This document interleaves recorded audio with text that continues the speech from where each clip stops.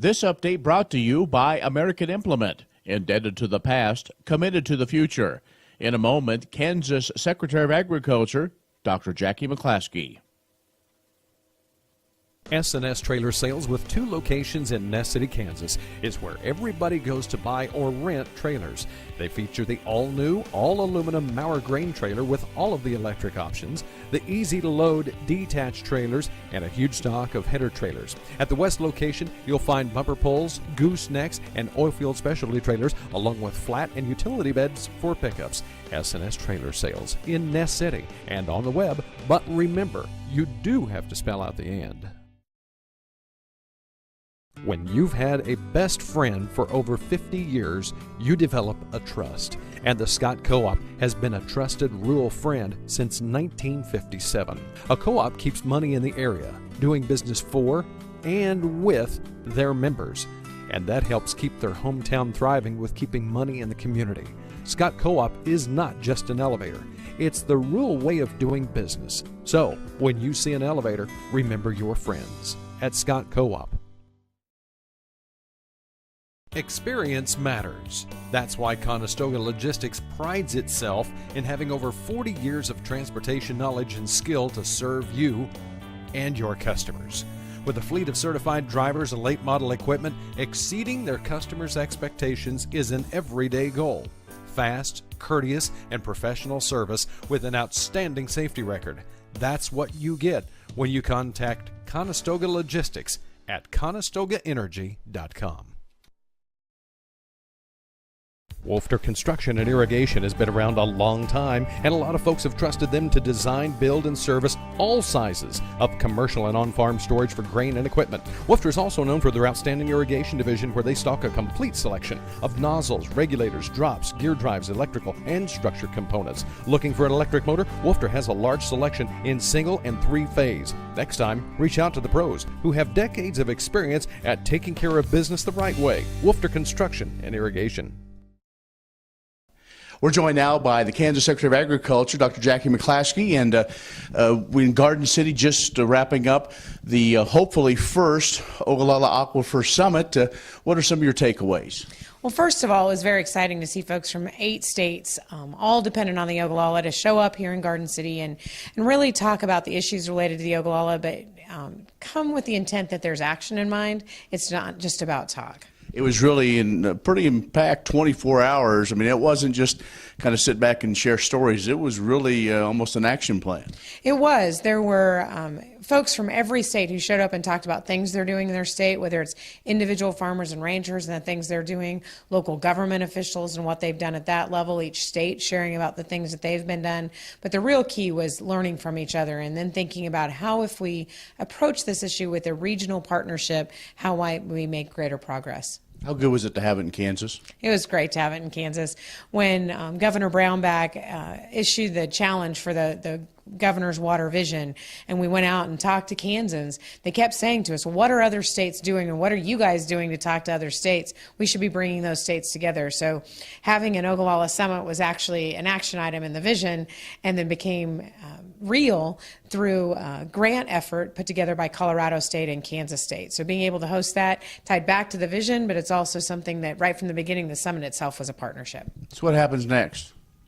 I think that's the big question at this point. Like so many people, we've all gone to meetings and we leave and say, that was great, I left enthused, I left inspired, now what? And I think the key here is how do we continue to hold each other accountable? And obviously in Kansas, we're going to continue to work on the things we've been working on, but the challenge comes in how do we spread that across multiple states? I would guess there's an opportunity to hear from all the states that have a part of the aquifer underneath them, and have the states done a lot of the things that the Kansas has done? Kansas has been fairly aggressive over the last few years in trying to find ways to reduce usage. I think each state has examples of things that they have done well. One of the things that is, first of all, reality is not all 8 states have the same water governance structure. In Kansas, we're all used to first in time, first and right, the Water Appropriations Act, and not all the states are governed in that same way.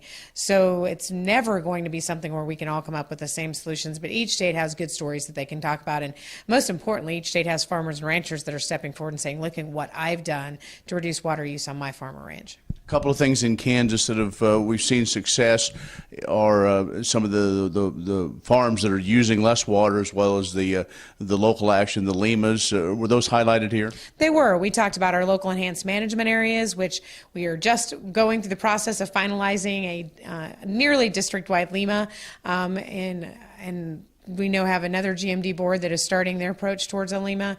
We have multiple water conservation areas, and we talked about all of those here and had several of the folks engaged in those.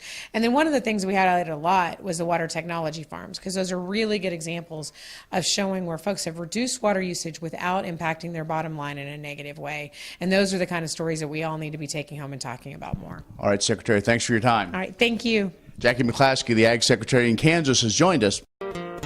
Day and night till the job is done. Teeter is the one that works for you.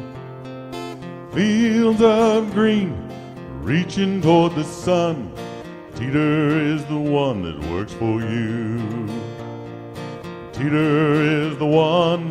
Teeter is the one that works for you. Teeter Irrigation, your source for water management. Would you like to see something done about high gas prices and low unemployment? Western Place Energy in Campus, Kansas is doing something about it. They're a proud part of Growth Energy, America's ethanol supporters, and they employ 38 people and will be adding more following the expansion. Ethanol fuel not only reduces the cost of regular gasoline, it's good for the environment and keeps money right here in the United States while supporting local rural jobs. Western Plains Energy, doing something for the future. Conestoga Energy is committed to investing in technology in their communities through Inogen corn, the exclusive hybrid corn specifically bred for use in the production of ethanol fuel. The Inogen corn reduces energy usage in the plant, pays a 40% premium back to the farmer, and keeps $3 million in the United States rather than going to foreign countries. It's good for American farmers, businesses, and consumers. Conestoga Energy, fueling the new frontier.